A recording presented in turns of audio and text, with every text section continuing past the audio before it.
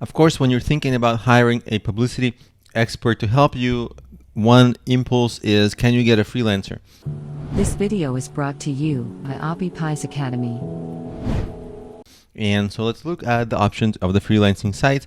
They're not particularly encouraging. This is Fiverr, and I search for publicity. And what happens is, weirdly, it gives some like nursing, public health, and so it's very little on this. Now let's go to PR. PR is a confusing term because it means something in the SEO world, page rank. So that's not going to help us. Public relations, it's also not going to help us too much because public relations consultation, it's a little vague, okay?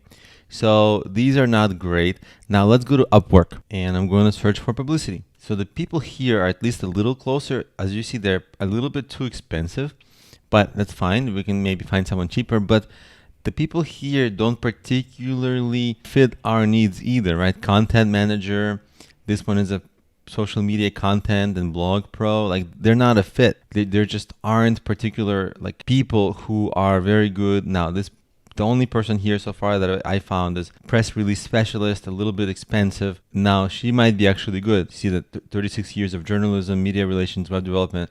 Okay, so the media relations, a lot of experience. She might be good, but she's super expensive. Maybe you can hire her for a few hours to perfect your press release and brand message, but at the same time, you can't hire her full time. It's really expensive. And you see, if you go down the list, it's kind of like database specialist. Why are they showing me a database specialist? It's a sign that the options are few and far between. So you can message some of the ones that fit the bill and kind of like test the water, see if they might be a good fit. Now, what you could do, and what I would suggest to do, to hire a cheap freelancer, maybe somebody $5 or $10 an hour, but you would teach them what you need to do. You would teach them, here's the pitch you need to write. Here's all the podcasts in the world. Go pitch them. Or here are all the podcasts in my niche. Here's the script to send them on email. So just blast a lot of people. So as a brute force, you would essentially have them find everybody's email, send them an email. But the pitch is something that you would give them.